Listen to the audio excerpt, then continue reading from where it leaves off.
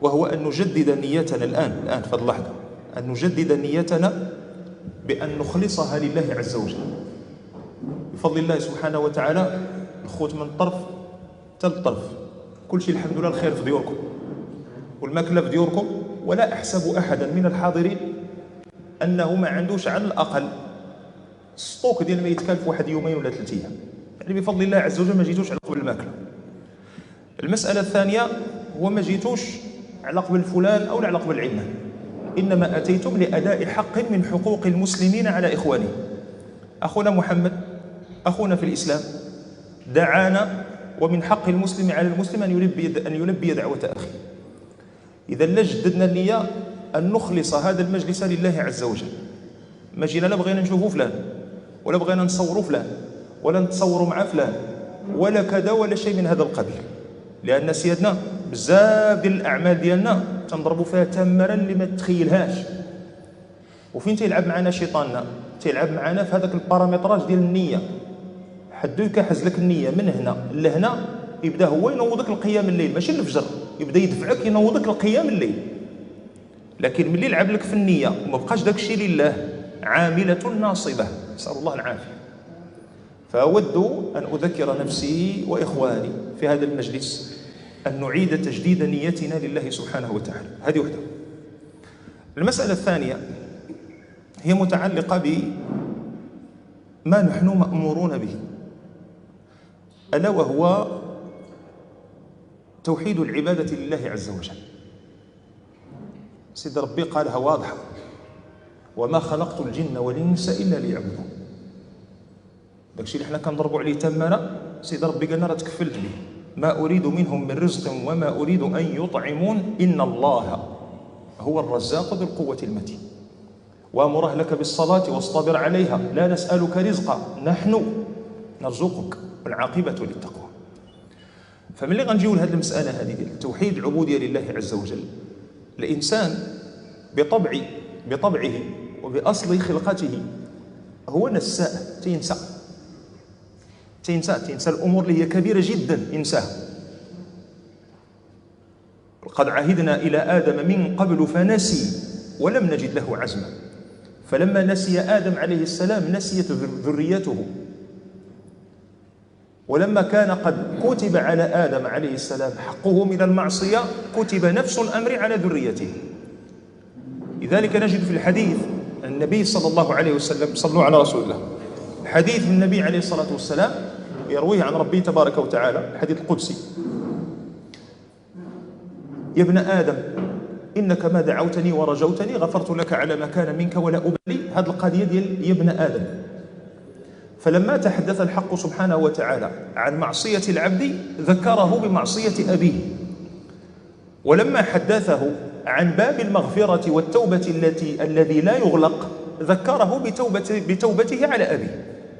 شيش في الحديث جات يا ابن آدم، في أحاديث أخرى كاين عبدي، ما في هذه الأحاديث هذه فهي ابن آدم. يا بني آدم لا يفتننكم الشيطان، فيذكرك بأن الأصل في العداوة مع الشيطان راه أصل العداوة مع آدم عليه السلام. فإلا خدينا آدم عليه السلام والوضع اللي كان فيه سيدنا آدم، المنطق المادي ديالنا حنا اللي بدينا كنساو ريوسنا شي شويه اننا بنادم، وبدينا كنتخيلوا ريوسنا في واحد الوقت ربما لسان المقال لا يقولها لكن لسان الحال يعبر عنها. بدا الانسان تينسى شي شويه راسو باللي راه بشر وضعيف ومحتاج ومخلوق ومربوب ومحتاج لربه عز وجل في كل لحظه وحين. فبدا شي شويه داك التجبر شي فينا بلا نبقاو نكذبوا على بعضياتنا. بدا بنادم شي شويه تينسى راسو، وفينا كلنا ملي شي واحد كيشعلك كتقول له واش ما عرفتيش معاهم عند ديك النافخ اش بغى يكون كاع والله كنساو شي شويه القضيه. فالمنطق ديال هاد العقليه الماديه اللي ولات عندنا ولات غالبانا شي شويه تيقول لنا انه في بلاصه سيدنا ادم عليه السلام حتى واحد ما كان خصو يغلط. اللي حطيناه بلاصه سيدنا ادم ما كان خصو يغلط. كيفاش تغلط وانت في الجنه؟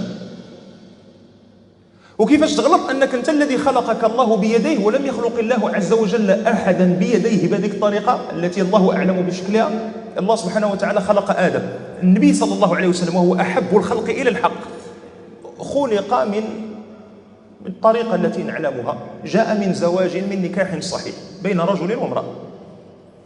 ما نقدروش نقولوا أن حواء خلقت من أب بلا أم كما يعبر عنه، لأن ولدت من أب بلا أم، لأن خلقت من ضلع آدم.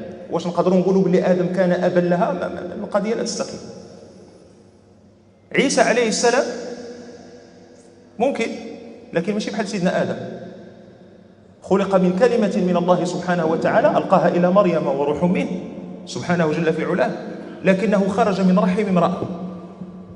أما آدم خلقه الله بيديه، قال يا إبليس ما منعك ألا تسجد لما خلقت بيدي، وسواه سبحانه وتعالى. فإذا سويته، ثم قال بعدها سبحانه وتعالى ونفخ فيه من روحي، فإذا سويته ونفخت فيه من روحي. ثم علم آدم أمورا حتى الملائكة لا تعلمها، وعلم آدم الأسماء كلها، ثم عرضهم على الملائكة فقال أنبئوني بأسماء هؤلاء إن كنتم صادقين. فبعد ذلك لما تبين علم آدم، الأمر الذي كرمه الله عز وجل به، وإذ قلنا للملائكة اسجدوا لآدم فسجدوا، أسجد له الملائكة. احنا باقين كندوي على التكريمات التي كرم الله عز وجل بها آدم في الجنة. ثم بعدها قال له سبحانه وتعالى وإذ قلنا يا آدم اسكن أنت وزوجك الجنة، وماشي غير اسكن فيها، كل شيء ديالك، وكلا منها رغدا حيث شئتما. لا من الاشكال داكشي اللي غتاكل، لا من انواع داكشي اللي غتاكل، ولا من الزمان ولا من المكان، كل شيء ديالك. وماشي كل شيء ديالك ديالنا حنا، يدخل المارشي كل شيء ديالك، عاد خصك تجلس وتنقي خضره وطيب وطاجين والويل طويل والغلا والزيت بشحال ولا، لا، كل شيء ديالك جنه، كل شيء واجد. ومن زياده تكريمه ورحمته انه ضيق دائره الحرام. خذ معايا الجنة حيث شئتم رغدا، وخذ معايا أنه ولا تقرب هذه الشجرة فتكون من الظالمين. قلنا المنطق المادي اللي الإنسان تنسى فيه شي شوية الضعف ديالو، وتنسى الأصل الخلقة ديالو، وتعتبر راسو راه هو الذي صار يتحكم في حياته كما يتحكم في هاتفه. هذا من الإشكالات اللي ولات عندنا، ولات عاطينا واحد التصورات خاطئة على الحقيقة ديالنا حنا. وأصل خلقتنا هو الكفيل بأن يرد الأمور إلى نصابها. وتخيل هذا الشيء كله عطاه لك سيدي ربي، وقال لك ديك الشجرة ماشي قال لك النص ديال الجنة ديالك والنص ماشي ديالك، الجنة كلها ديالك، ولكن ديك الشجرة ما تقربش لها. كل واحد فينا دابا كيقول مع راساتو علاش خدام شجرة وحده بنا آدم شجرة. لا، الله عز وجل كتب عليه أنه سيأكل منها، لأن الأصل ديال الخلق ديال آدم عليه السلام إنما كانت الغاية منه أن يهبط إلى الأرض. وإذ قال ربك شقبال ما يخلقه، وإذ قال ربك للملائكة إني جاعل في الأرض خليفة. إذا من الله عز وجل خلقه لينزل إلى الأرض، نقولوا حنا ما الداعي ما الحكمة من جعله ابتداء في الجنة ويدخل الشيطان وكذا إلى آخره. أسأل الله ألا أكون مخطئا في التعبير، ولله المثل الأعلى. ملي كتجيب شي واحد أنت باغي تخدمه في الشركة، أنت غتخدمه ما كاينش تعويض هضره، غتخدمه، لكن قبل ما تخدمه كدير ليه واحد شهر ولا شهرين ولا 3 شهور تزيد أو تنقص، كيتسمى ستاج. كان عندك ستاج دوبسيرفاسيون، واللي كتكون باقي السلام عليكم وعليكم السلام، باقي يلاه دخلتي لافاك كيقول لك ستاج، كتمشي للشركه لا سميتو ستاج دوبسيرفاسيون، حيت كتكون غير جالس مقرب وكتشوف، كيقول لك ما تقرب حتى حاجه، صدق ما خسرنا شي بلان، جلس وشوف هذا كيمشي هنا، هذا كيدخل هنا، هذا كذا. مره داك اللي مكلف بك التيوتور ديالك كيقول لك حل هذه راه كنديروا لها هكا، ودي كنديروا لها هكا، عقلتي عليها وعقل عليها وما تقربش لها، صدق ما خسرناش العام.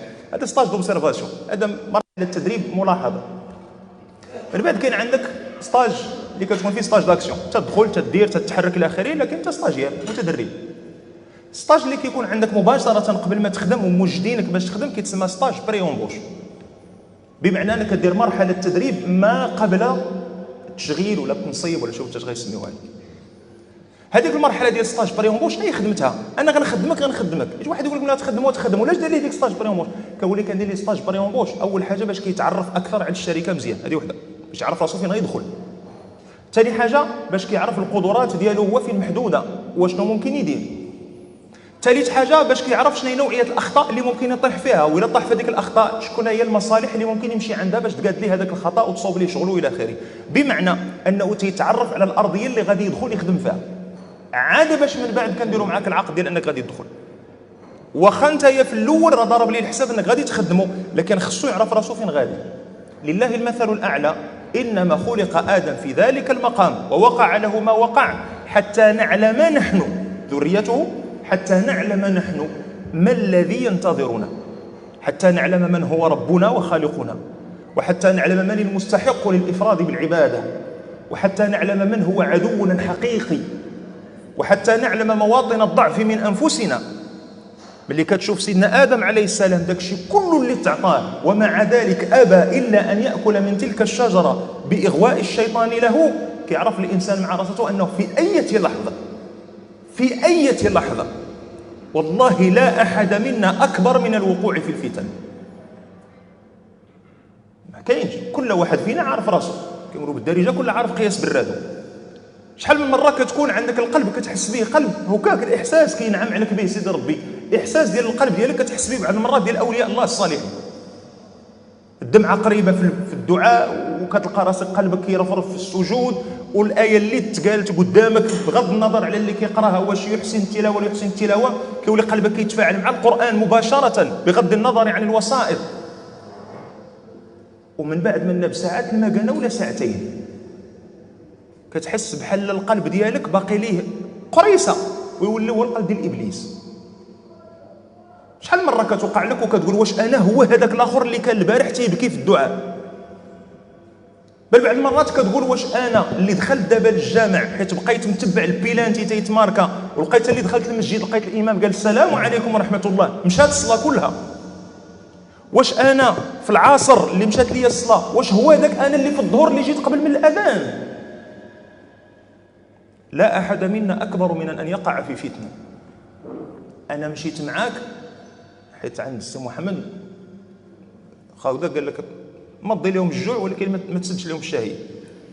فداك الشيء علاش عطيتك غير مثال بالصلاه، قلتي صلاه الجماعه وجيتي قبل من الاذان.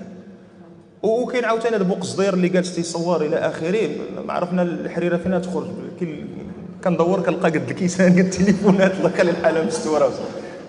استغفر الله. اما الا جينا شرفا نغرقوه نهار ان شاء الله تعالى نديروا شي مجلس ما فيه لا ميكروات ولا تليفونات، ديك الساعه غادي نغرقوا تغريقه ديال الصح، وديك الساعه غندخلوا مزيان، ديك الساعه غادي نجبدوا شي ترت والله العظيم الا جاب الله سيدي ربي تيسترنا. اما الرويح يعطيو ماشي ديال طريقه مديونه. المهم قال لك حقا راه مشاو وشافوا قال لك راه ماشي مديونه اللي دايره، وهذا الشيء اللي قالوا الله اعلم عاوتاني. هذا حساب نيفنا تيكذب. المهم فينا ما يجبد الصداع دوزوا بنا العواشر عاوتاني، دوينا على مسلسل دوزتوا بنا رمضان، ملي غندويو على زباله مديونه غدوزوا بنا العواشر ديال الله يحد الباس وخلاص. ودي ما بقيتي عارف شنو كاين. فمحل الشاهد اللهم صل وسلم عليك يا سيدي يا رسول الله. أنا المناسبة شرط، المناسبة هذه يغلب عليها الفرح والسرور والحبور، فتكون فيها التذكرة لكن في نفس الوقت نلطفوا شي شوية الجو وخلاص. فقلت أن ملي كنرجعوا لأصل القصة ديالنا مع آدم عليه السلام اللي هي أصل قصتنا كلنا، تنفهموا شنو هي الأمور اللي في أي لحظة ممكن تاكلنا، في أي لحظة نقدروا نتصيدوا فيها. فكنلقاو أن من رحمة الله سبحانه وتعالى بنا أنه جعل لنا أمرا ما استمسكنا به إلا وكانت النجاة، وهو وضح به عليه الصلاة والسلام: لقد تركت فيكم ما إن تمسكتم به لن تضلوا بعدي أبدا، كتاب الله. وجاء في الرواية الأخرى اللي كان عند الإمام مالك رحمه الله في الموطأ: كتاب الله وسنتي. وكاين روايات أخرى. المهم محل الشاهد أن القاسم المشترك بين الروايات هي كتاب الله عز وجل. هذا كتاب الله سبحانه وتعالى اللي هو القرآن الكريم غنلقاو عنده مجموعة مجموعة ديال الأسامي، هو الفرقان، هو القرآن، هو الهدى، هو الآيات، هو البينات، هادشي كله. أنا كتهمني سمية واحدة. أنا إلا بقينا مع كلام الله عز وجل ما غنساليوش. ولو أن ما في الأرض من شجرة أقلام والبحر يمده من بعده 7 أبحر ما نفدت كلمة الله. أنا كتهمني سمية واحدة من أسماء القرآن اللي هو الذكر. علاش هذه السمية هذه؟ لأنها مقترنة بأمر من الله عز وجل لأهل الإيمان. يا أيها الذين آمنوا اذكروا الله ذكرا كثيرا وسبحوه بكرة وأصيلا. وكنلقاو الله عز وجل وهو يصف أو يضع لنا أوصاف الرجال والنساء من أهل الإيمان، ذيك الأوصاف العشرة: إن المسلمين والمسلمات والمؤمنين والمؤمنات، وانت هابط كتلقى وصف مذكر وحده وصف المؤنث حتى كيوصل للذكر. تيقول لك والذاكرين الله كثيرا والذاكرات. ملي كتلقى الناس داروا وحده من اعظم الشعائر التعبديه الا وهي الحج، اللي كيقول لك فاذا قضيتم مناسككم فاذكروا الله كذكركم واباءكم او اشد ذكرا. غنجيو غنلقاو الا بقينا تنتسراو المقام لا يتسع، بقينا كنتسراو على الايه ديال القران الكريم غنلقاوه فين ما كيكون الكلام عن الذكر الفيصل بين اهل الايمان واهل النفاق عياذا بالله ماشي هو الذكر. المنافقين تاهما تيذكروا، هو كثره الذكر. فملي تكلم عن المنافقين اش قال لك ولا يذكرون الله الا قليلا. يذكرون لكن لا يذكرون الله الا قليلا. ملي ذكر اهل الايمان في العطاء ذكرهم بالكثره: الذين ينفقون اموالهم بالليل والنهار سرا وعلانيه. ملي جاء عند الاخرين قال لك ولا ينفقون الا وهم كارهون، يعني كاين انفاق لكن لا نيه فيه، ما حاملش هو اصلا ذاك الانفاق. واحد عباد الله جالس كيتسارى وكيجمعوا الفقيه في الجامع، دايرين داك سميتو الخنيشه وكيجمعوا فيها، وهو تزرزح حصل هو اصلا ما حاملش ذاك الفقيه كاع. زيد يديرها بغى يقول لي ديك عباد صافي سري بلا ما ضحنا وتيديرها، والاخر حتى هو حط فهمتيني لاح وكيشوف فيه، الاخر سميتو كيوجديده وكيشوف فيه تزرزينا سمك على البت كيدعيها لي. لا رد بالك، الا كنتي غتنفق طيبه بها نفسك توكل على الله. الا غتنفق طيبه بها نفسك لله عز وجل توكل على الله. الا غتنفق ابتغاء مرضات الناس وبحثا عن السمعه، او لا غتنفق غير حيت عباد الله عطات وانت كتعطي وانت ما حاملش، من الافضل خليها في جيبك. يقولوا عليك سقرام احسن ما يقول سبحانه جل في علاه انت منافق. الناس يقولوا اللي بغاو يقولوه، هضرتهم غتدخل معاهم هما القبر، انت ما يدخل معاك والو. لكن داكشي اللي غديرو انت وغيدخل معاك حبيبي. فالقضيه ديال الذكر علاش اذكروا الله ذكرا كثيرا كما ذكرنا؟ لأنه هو الفيصل بين أهل الإيمان وأهل النفاق. لكن اللي كيهمني في الذكر هو أنه هو ذلك العمل الذي يبقي خيط قلبك مرتبطا بالله عز وجل، اللي لا مشى الله يستر حتى تقطع. شكون اللي غينفعك إلا تقطعت العلاقة ديالك بالله؟ يشرح لي، يقول لي أنت شكون اللي ينفعك؟ تقطعت العلاقة بالله شكون ينفعك؟ وخذ معايا كاع الناس الذين تجبروا إما بسلطتهم وسلطانهم كفرعون، أو تجبروا بمالهم كقارون، أو تجبروا بأملاكهم كصاحب الجنتين في سورة الكهف، أو تجبروا بعلمهم كمن ذكرت بعض كتب التاريخ أنه سميته بلعام بن باعوراء واتلو عليهم نبأ الذي آتيناه آياتنا في الأعراف. شنو اللي غادي يقدر ينفعك إلا قطعتي الصلة ديالك بالله عز وجل؟ ولا شيء، ولا شيء. بل اجتمعت الإنس والجن وكان بعضهم لبعض ظهيرا والله ما ينفعك. علاش؟ لأن قطعتي الصلة بالله سبحانه وجل في علاه. هذاك الذكر هو اللي كيذكرنا، هو اللي كيخلي ذاك الخيط ديال القلب مرتبط بالله عز وجل. هذاك الذكر هو اللي كيخليك نعم السنك ملي تتفيق في الصباح تتعرف راسك انك انت راه ديال الله. فملي كتبغي تخرج اول سؤال كتسولو لراسك واش اديت الواجب ديال قبل ما نخرج. كي داير هذا القلب اللي خارج وما مصليش الصبح ديالو؟ كي داير؟ كي داير؟ وخارج ومجروب، كتقول لي واخا وعدا فقتي معطل، غنغمض عيني وغادي نقول باللي انت راه غير حيت ما صوناتش لك المكانه ولا ما سمعتيهاش ولا كذا، فقتي معطل. وصلي وخرج. كيقول لك غنتعطل على الخدمه. شريف تعطلتي على سيدي ربي، وخايف لا تعطل على الخدمه. ما لكم كيف تحكمون؟ اداء الواجبات وعدا هي رقم واحد. والقلب الذي لا يذكر ربه عز وجل والله ما يديها في الواجبات. انا اقول لك من هنا، لان الذي يحكم على حركات العبد ليست هي جوارحه ولا ذهنه، انما قلبه. الم يقل صلى الله عليه وسلم: الا وان في الجسد مضغه اذا صلحت صلح الجسد كله واذا فسدت فسد الجسد كله، الا وهي القلب.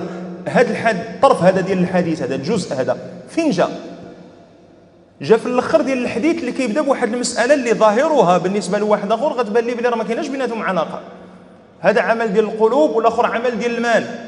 الحلال بين والحرام بين وبينهما امور مشتبهات لا يعلمهن كثير من الناس، فمن اتقى الشبهات فقد استبرأ لدينه وعرضه. كالراعي يرعى حول الحمى، كيقولوا حنا بالدارجه تيحوص على الزقا، كيقلب على الصداع. كالراعي يرعى حول الحمى يوشك ان يرتع فيه. ماشي غير يمشيو يدخلوا ليه البهايم تما ياكلوا شويه، ياكلوا ويزندوا ويجلسوا يضربوا نعام سيدي، يجلسوا يجروا فيه. يوشك ان يرتع فيه.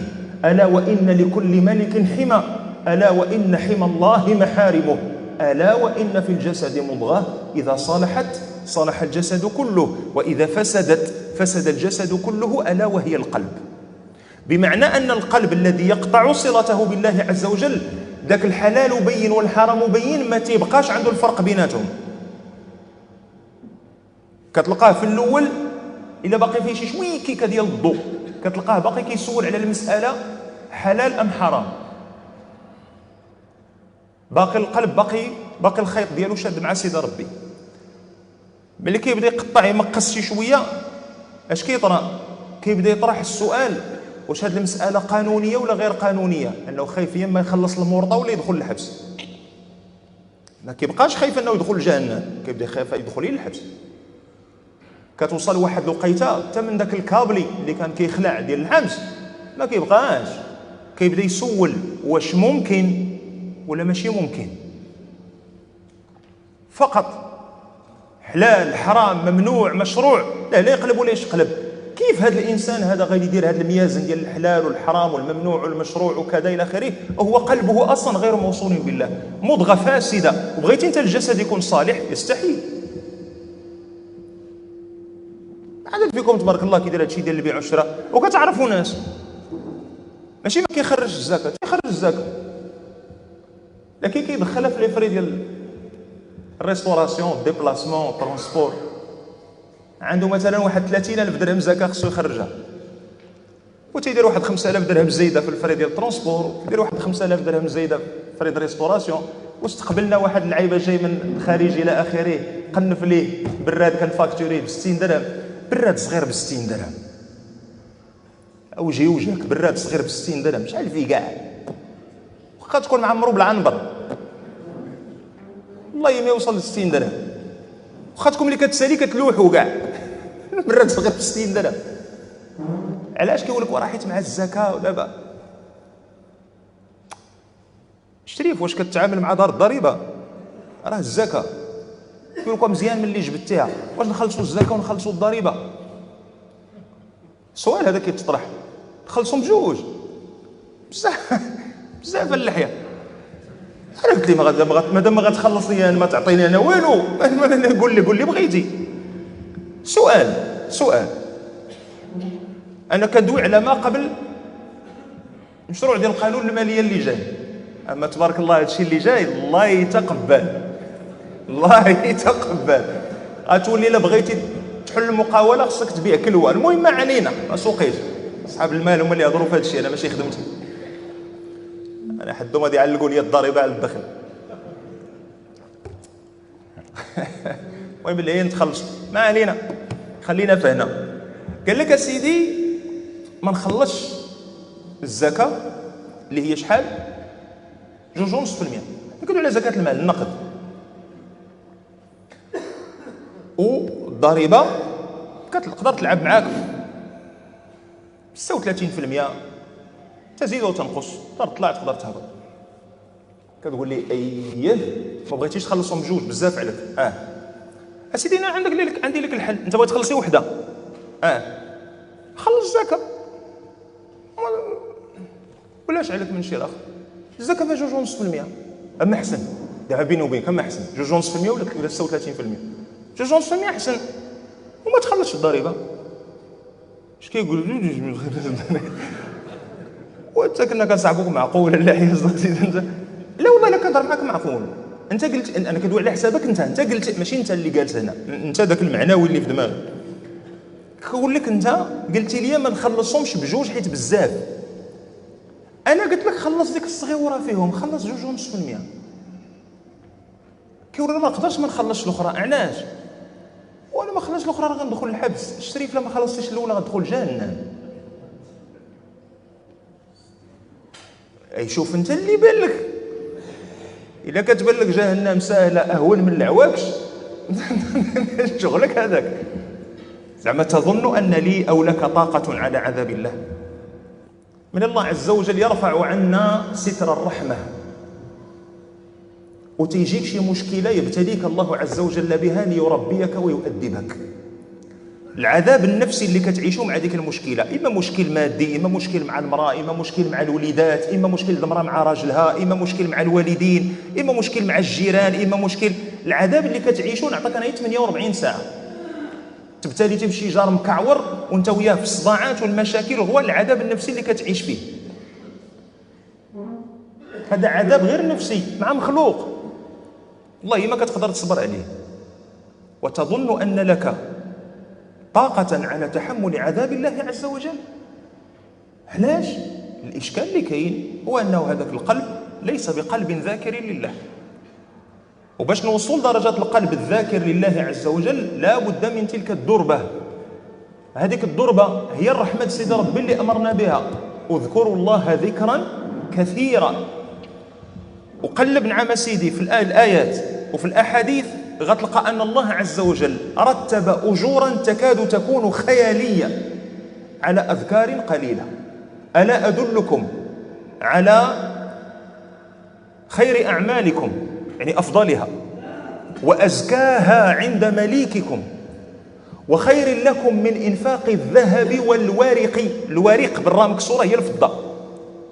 فابعثوا أحدكم بورقكم هذه، وخير لكم من إنفاق الذهب والورق، وخير لكم من أن تلقوا عدوكم فتضربوا أعناقهم ويضربوا أعناقكم. مش كاين شي حاجة أكثر من هذا الشيء؟ الصحابة تشوقوا بواحد الدرجة اللي ما تصورش على بالو. قالوا بلى يا رسول الله ورينا هذا العمل شنو هو، لأنه هذا فيت الجهاد بل فيت الاستشهاد، أن تضربوا أعناقهم ويضربوا أعناقكم.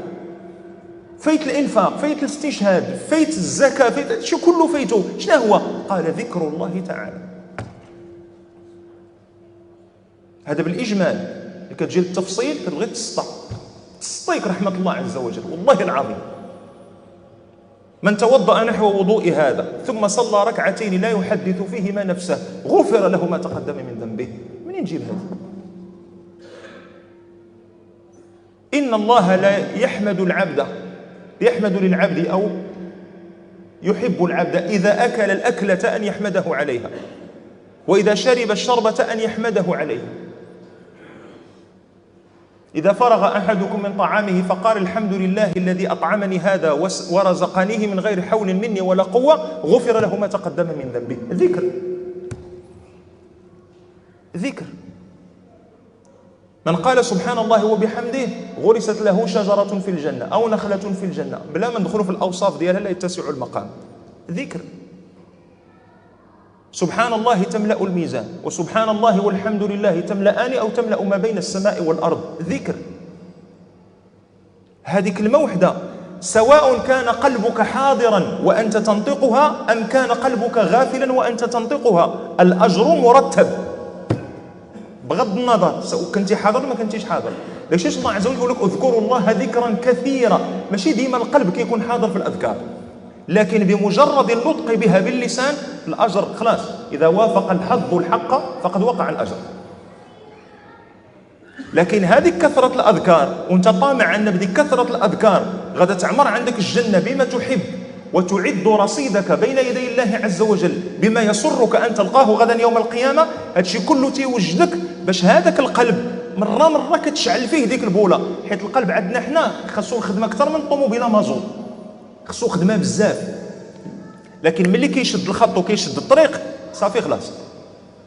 ليش ابن القيم رحمة الله عليه كان يقول الإنسان يسجد في كل ركعة سجدتين، خصو يبقى يسجد إلى أن يلقى الله عز وجل في الصلوات الفريضة وديال النافلة. يقول لكن للقلب سجودا إذا سجده فإنه لا يرفع منه إلى يوم القيامة. كاين عندنا منزلة السجود ديال الجوارح اللي كتكون عندنا في الصلاة، لكن القلب إلى بلغ ذاك المبلغ ديال أن يسجد لله بمعنى أن يصير عبدا حقيقيا لله، يعني تتحقق فيه أوصاف خواتم سورة الفرقان التي تلاها على مسامعنا شيخنا عبد الغفور حفظه الله: وعباد الرحمن الذين يمشون على الأرض هونا. ملي كتحقق بهذيك العبودية الحقة لله ديك الساعة القلب إذا سجد لا يرفع أبدا حتى يلقى الله عز وجل وهو عنه راض. السيدة مريم لما سجد قلبها لله عز وجل، راكم شفتوا وسمعتوا الكلام ربي سبحانه وتعالى قال سيدي ربي اللي قرأ على مسامعنا فضيلة الشيخ سيدي محمد القسطري حفظه الله. هذول الناس الذين سجدت قلوبهم لله، لكن هذاك السجود للقلب راه يأتي بعد دربة.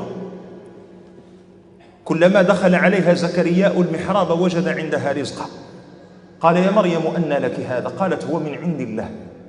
منين جاءت هذه كلمة هو من عند الله؟ إن الله يرزق من يشاء بغير حساب. هذا اليقين هذا منين جاء؟ إنما جاء بالانقطاع للذكر لله سبحانه وتعالى. واذكر في الكتاب مريم إذ انتبذت من أهلها مكانا شرقيا. كثرة الخلط مع كثرة المخالطة مع الناس، كثرت ما كونش المخالطة لكن كثرة المخالطة مع الناس هذا من شأنه أن يميت القلب بعض الشيء.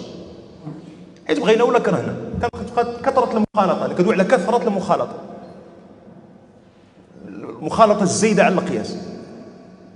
هذا تيضر شي شويه القلب. الواحد محتاج، وخصوصا الناس ديال احنا بدنا بالدار البيضاء اكثر ناس كيعيشوا شنا هي انك تحتاج انك تخلوى بسيدي ربي شي شويه. اكثر ناس كيحتاجوا لهذه القضيه هما الناس ديال الدار البيضاء. الضجيج مع الصباح والضجيج مع العشيه ومشاكل في الطريق، الشانتيات مفرقعين وحاضي مع القوالس والضوضان حفاري مشاكل وحراقه ديال الضوء الاحمر والويل طويل. ومع ذلك كتلقانا كنديروا كل شيء الا اننا كنخصصوا الوقت لكل شيء الا اننا نخصصوا واحد الوقيت نتخلواو فيه مع سيدي ربي نجلسوا نذكروا الله. والله ما صعيبه، وانه ليسير على من يسره الله عليه. لا شك حتى يحافظ العبد على قلبه، حيت راس المال ديالنا هو هذا، راس مالنا هو هذا. ولا تخزني يوم يبعثون يوم لا ينفع مال ولا بنون إلا من أتى الله بقلب سليم. ما قال ربنا عز وجل إلا من كان قلبه سليما يوم القيامة. هذيك إلا من أتى الله بقلب سليم. تخيل نعم سيدي أنه الإنسان جاي أتى الله بقلب سليم، جاي هز قلبه، بمعنى أنه ذاك القلب بحال كنتي هزو بين يديك وخايف عليه في الدنيا كلها. أنت خايف على قلبك لا طرا فيه شي حاجة تخديش سلامته، خايف عليه من الشرك لا يخدش توحيده، خايف عليه من البدعة لا تخدش سنته، خايف عليه من الكبائر لا تخدش إيمانه، خايف عليه من الصغائر لا تخدش يعني استمراءه أو عفوا تمنعه عن الوقوع في المعاصي، خايف على قلبك من التوسع في المباح حتى لا يسقط في الغفلة، خايف على قلبك من الهوى الذي قد يناقض ذكر الله وامتثالك لأمره سبحانه وتعالى. حاضي رد ليه البال اكثر ما رد البال لولادك، واكثر ما رد البال لفلوسك، رد ليهم البال، لكن قلبك ترد ليه البال اكثر. داكشي السيد ربي قالهم بجوج على لسان ابراهيم: يوم لا ينفع مال كترد ليه البال ولا بنون كترد ليهم البال الا من اتى الله بقلب سليم. رد ليه البال ودير ليه الكارد فو حاضي معاه، وعندك الطابلو دبور ديال قلبك خاص البالي ديالو يكونوا خدامين 5 sur 5. ما تعرفش حبيبي الا خسر لك الطابلو دبور في اين جاي حتى لوحك الطوموبيل.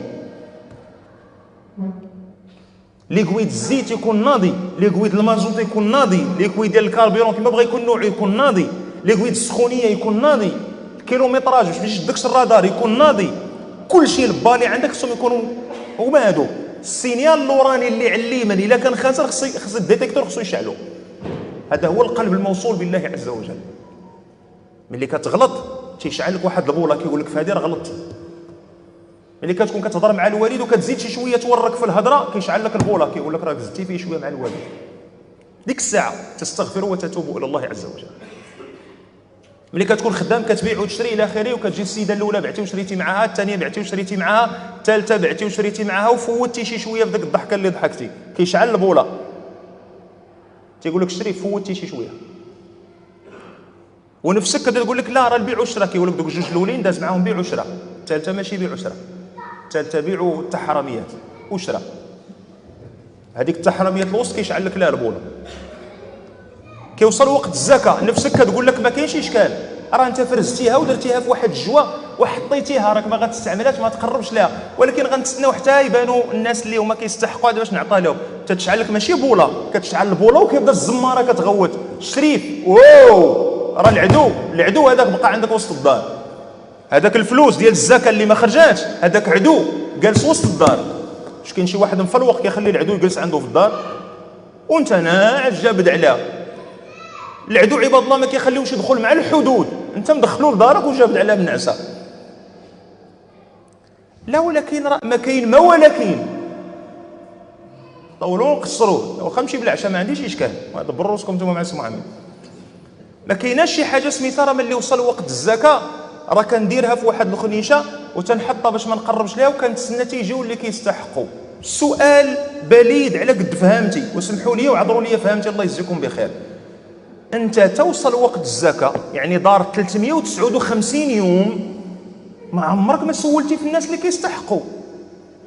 تسنيتي توصل وقت الزكاه عاد باش كتسنى فيهم هما يجيو عندك، وملي كيجيو عندك دوك اللي كيدقوا الله يجزيك بخير دور معانا كتقول هادو راه حريفيه بياعه وشرايه. غنتسنى الناس اللي مستحقين، زعما اللي مستحق غيجي يدق عليك غيبيع وجهه قدامك انت. اش قال سيدي ربي على هذا النوع ديال الناس اللي هو اللي مستحق؟ قال لك لا يسالون الناس الحافا.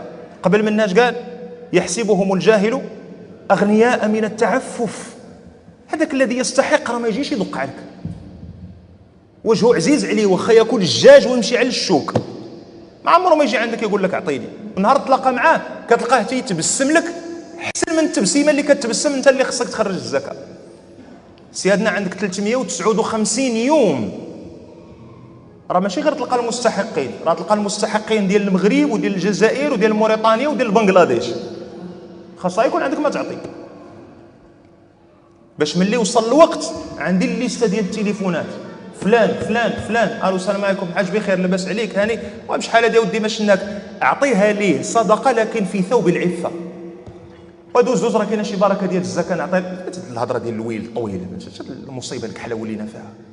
جاي السيد وجهه في الارض عارفك غتعطيه الزكاه، عارفك غتعطيه وسخ في الوسك. انت لست مجبرا ملي تعطيه الزكاه لست مجبرا انك تقول هذاك السيد اللي غادي ياخذ هذه راه الزكاه ديال فلوسي، لست مجبرا، بل لست مجبرا انك توريه وجهك كاع. غتشوف لك شي واحد من اهل الخير والفضل وغتقول الله يجازيك بخير لا دريسه الفلان فلانيه هاد الجوا هذا يوصلها قبل المغرب. الاخر يقول لك مرحبا سمعنا واطعنا.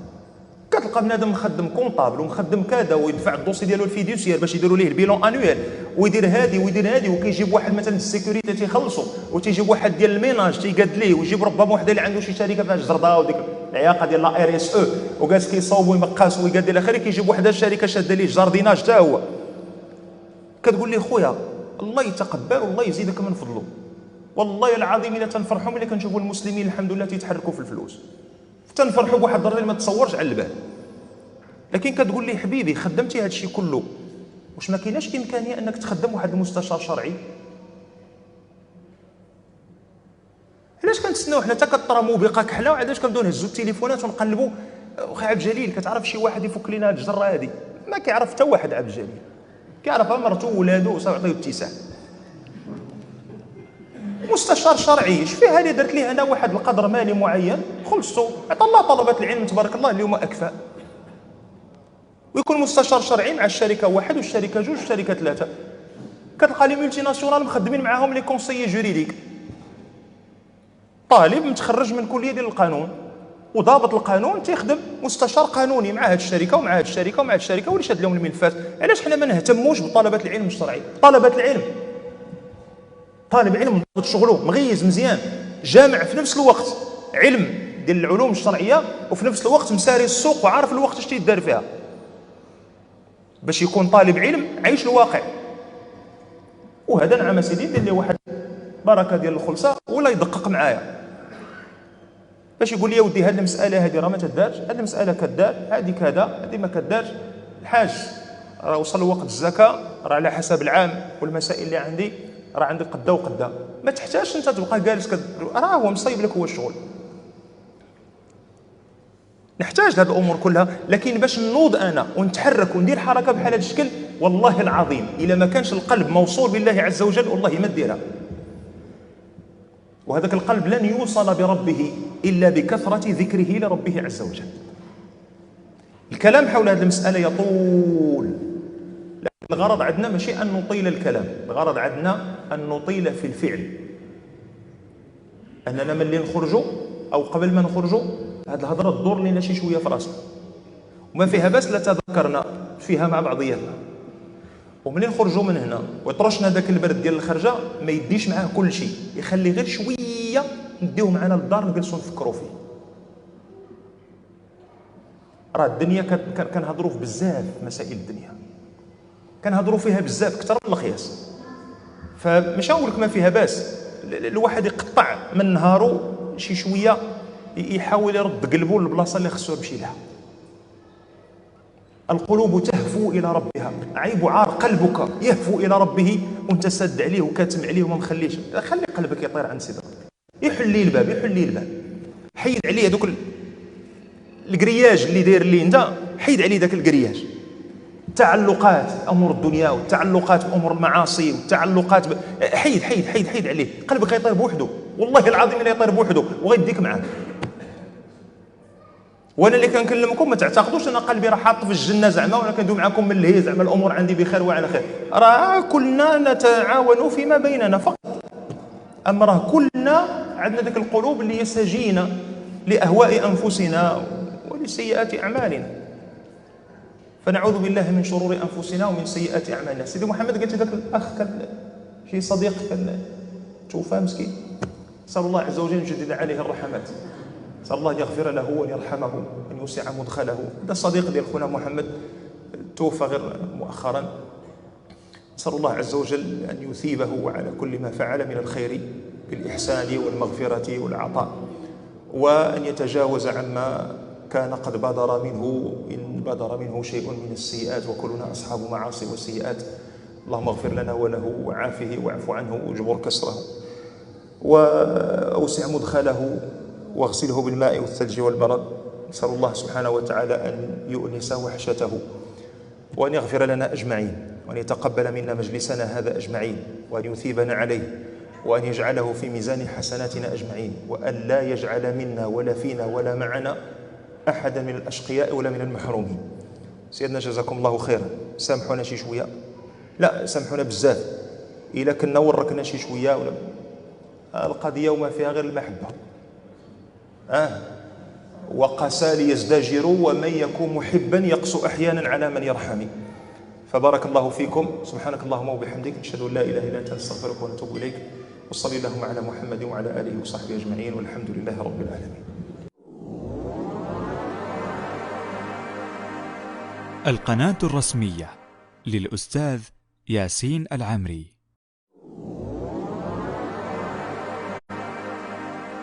القناة الرسمية للأستاذ ياسين العمري. أحمد الله رب العالمين حمد عباده الشاكرين الذاكرين، ونصلي ونسلم على المبعوث رحمة للعالمين محمد بن عبد الله الصادق الوعد الأمين، وعلى آله وصحابته والتابعين ومن تبعهم بإحسان إلى يوم الدين. نسأل الله سبحانه وتعالى أن يحشرنا وإياكم في زمرتهم، وأن لا يحيد بنا أبدا عن نهجهم ولا عن طريقتهم، حتى يوردنا موردهم ويدخلنا مدخلهم فهو ربنا وهو أرحم الراحمين. أما بعد، معاشر الصالحين، حياكم الله جميعا وبياكم. نسأل الله سبحانه وتعالى أن يتقبل منا مجلسنا هذا، وأن يرزقنا مجلسا خيرا منه مع النبي صلى الله عليه وسلم في جنات النعيم. ابتداء نسأل الله أن يبارك لأخينا محمد في هذا الولد، وأن ينبته نباتا حسنا، وأن يصلحه ويصلح سائر أولاد المسلمين. ما أود الافتتاح به في عجالة، ما نطولوش عاوتاني على الناس، وهو طلب لجميع الحاضرين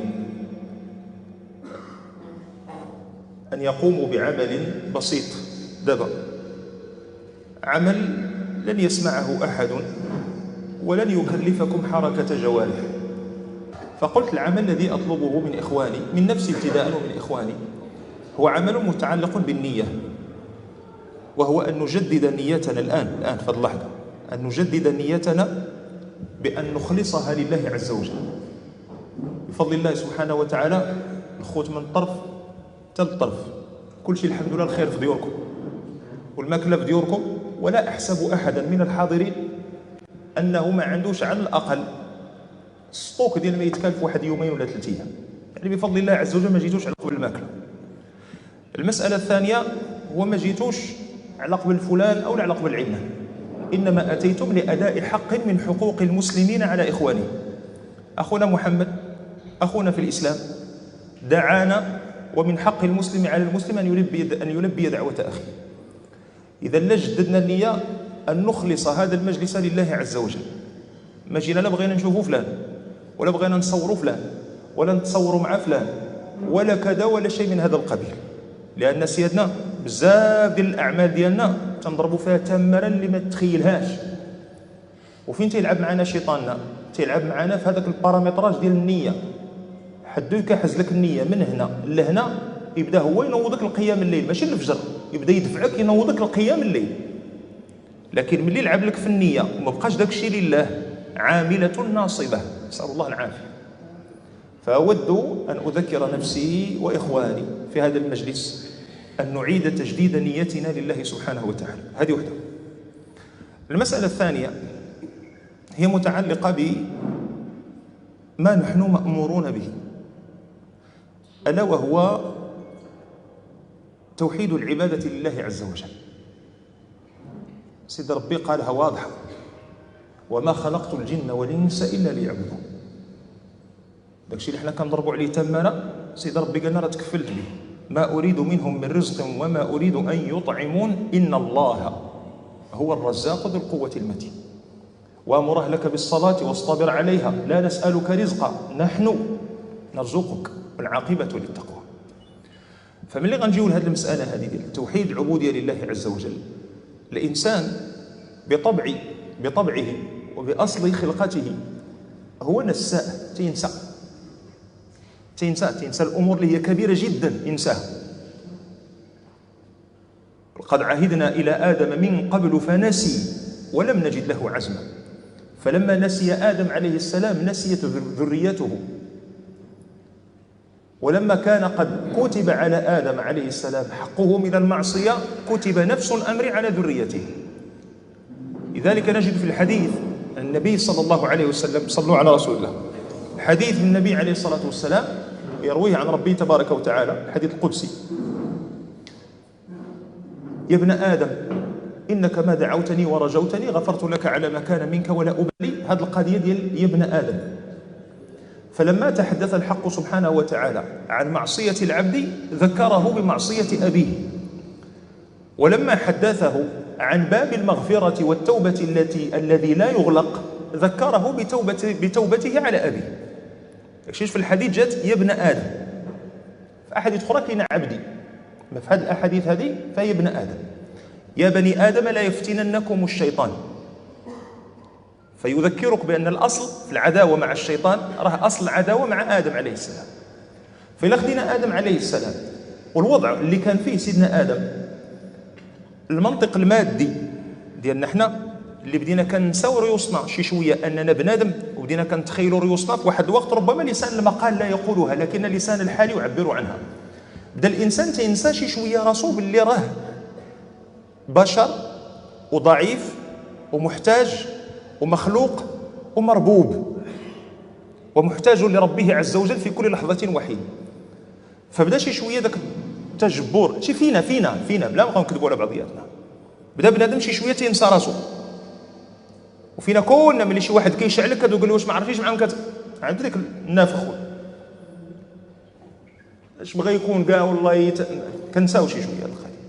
فالمنطق ديال هاد العقليه الماديه اللي ولات عندنا ولات غالبانا شي شويه تيقول لنا انه في بلاصه سيدنا ادم عليه السلام حتى واحد ما كان خصو يغلط. اللي حطيناه بلاصه سيدنا ادم ما كان خصو يغلط. كيفاش تغلط وانت في الجنه؟ وكيفاش تغلط انك انت الذي خلقك الله بيديه ولم يخلق الله عز وجل احدا بيديه بهذه الطريقه التي الله اعلم بشكلها. الله سبحانه وتعالى خلق ادم النبي صلى الله عليه وسلم وهو احب الخلق الى الحق، خلق من الطريقه التي نعلمها، جاء من زواج من نكاح صحيح بين رجل وامراه. ما نقدروش نقولوا ان حواء خلقت من اب بلا ام كما يعبر عنه، لان ولدت من اب بلا ام لأنها خلقت من ضلع ادم. واش نقدروا نقولوا بلي ادم كان ابا لها؟ القضيه لا تستقيم. عيسى عليه السلام ممكن، لكن ماشي بحال سيدنا ادم، خلق من كلمه من الله سبحانه وتعالى القاها الى مريم وروح منه سبحانه جل في علاه، لكنه خرج من رحم امراه. أما آدم خلقه الله بيديه، قال يا إبليس ما منعك ألا تسجد لما خلقت بيدي، وسواه سبحانه وتعالى فإذا سويته، ثم قال بعدها سبحانه وتعالى ونفخ فيه من روحي، فإذا سويته ونفخت فيه من روحي. ثم علم آدم أمورا حتى الملائكة لا تعلمها، وعلم آدم الأسماء كلها، ثم عرضهم على الملائكة فقال أنبئوني بأسماء هؤلاء إن كنتم صادقين. فبعد ذلك لما تبين علم آدم، الأمر الذي كرمه الله عز وجل به، وإذ قلنا للملائكة اسجدوا لآدم فسجدوا، أسجد له الملائكة. احنا باقين كندوي على التكريمات التي كرم الله عز وجل بها آدم في الجنة. ثم بعدها قال له سبحانه وتعالى وإذ قلنا يا آدم اسكن أنت وزوجك الجنة، وماشي غير اسكن فيها، كل شيء ديالك، وكلا منها رغدا حيث شئتما. لا من الأشكال داكشي اللي غتاكل، لا من أنواع داكشي اللي غتاكل، ولا من الزمان ولا من المكان، كل شيء ديالك. وماشي كل شيء ديالك ديالنا حنا، يدخل المارشي كل شيء ديالك، عاد خصك تجلس وتنقي خضره وطيب وطاجين والويل طويل والغلا والزيت بشحال ولا، لا كل شيء ديالك جنه، كل شيء واجد. ومن زياده تكريمه ورحمته انه ضيق دائره الحرام. خذ معايا الجنه حيث شئتم رغدا، وخذ معايا انه ولا تقرب هذه الشجره فتكون من الظالمين. قلنا المنطق المادي اللي الانسان تنسى فيه شي شويه الضعف ديالو، وتنسى الاصل ديال الخلقه ديالو، وتعتبر راسو راه هو الذي صار يتحكم في حياته كما يتحكم في هاتفه. هذا من الاشكالات اللي ولات عندنا، ولات تعطينا واحد التصورات خاطئه على الحقيقه ديالنا حنا. واصل خلقتنا هو الكفيل بان يرد الامور الى نصابها. وتخيل هذا الشيء كله عطاه لك سيدي ربي، وقال لك ديك الشجره ماشي قال لك النص ديال الجنه ديالك والنص ماشي ديالك، الجنه كلها ديالك، ولكن ديك الشجره ما تقربش لها. كل واحد فينا دابا كيقول مع راساتو علاش خدام واش شجره وحده بنا ادم شجره. لا، الله عز وجل كتب عليه انه سيأكل منها، لأن الأصل ديال الخلق ديال آدم عليه السلام إنما كانت الغاية منه أن يهبط إلى الأرض. وإذ قال ربك قبل ما يخلقه، وإذ قال ربك للملائكة إني جاعل في الأرض خليفة. إذا من الله عز وجل خلقه لينزل إلى الأرض، غنقولوا حنا ما الداعي ما الحكمة من جعله ابتداء في الجنة ودخول الشيطان وكذا إلى آخره. أسأل الله أن لا أكون مخطئا في التعبير، ولله المثل الأعلى. ملي كتجيب شي واحد أنت باغي تخدمه في الشركة، أنت غتخدمه ما كاينش تعويض هضره، غتخدمه، لكن قبل ما تخدمه كدير ليه واحد شهر ولا شهرين ولا 3 شهور تزيد أو تنقص، كيتسمى ستاج. كان عندك ستاج دوبسيرفاسيون، هو اللي كتكون باقي السلام عليكم وعليكم السلام، باقي يلاه دخلتي لافاك كيقول لك ستاج، كتمشي للشركه لا سميتو ستاج دوبسيرفاسيون، حيت كتكون هي جالس مقرب وكتشوف، كيقول لك ما تقرب لتا حاجه، صدق ما خسرنا شي بلان، جلس وشوف هذا كيمشي هنا، هذا كيدخل هنا، هذا كذا. مره داك اللي مكلف بك التيوتور ديالك كيقول لك حل هذه راه كنديروا لها هكا ودي كنديروا لها هكا، عقلتي عليها وعقل عليها وما تقربش لها، صدق ما خسرناش العام. هذا ستاج دوبسيرفاسيون، هذا مرحله التدريب ملاحظه. من بعد كاين عندك ستاج اللي كتكون فيه ستاج داكسيون، تدخل تدير تتحرك الى اخره، لكن انت ستاجير متدرب. ستاج اللي كيكون عندك مباشره قبل ما تخدم وموجدينك باش تخدم كيتسمى ستاج بري اونبوش، بمعنى انك كدير مرحله تدريب ما قبل التشغيل ولا التنصيب ولا شوف اش غيسميوها لك. هذيك المرحله ديال ستاج بري اونبوش هي خدمتها، انا غنخدمك يجي واحد يقول لك لا تخدم ولاش دير لي ديك ستاج بري اونبوش؟ كنقول لك كندير لي ستاج بري اونبوش اول حاجه باش كيتعرف اكثر على الشركه مزيان، هذه وحده باش يعرف راسو فين غيدخل. ثاني حاجه باش كيعرف القدرات ديالو هو فين محدوده وشنو ممكن يدير. ثالث حاجه باش كيعرف شنو هي نوعيه الاخطاء اللي ممكن يطيح فيها، وإلا طاح في هذيك الاخطاء شكون هي المصالح اللي ممكن يمشي عندها باش تقاد ليه هذاك الخطا وتصوب ليه شغله الى اخره.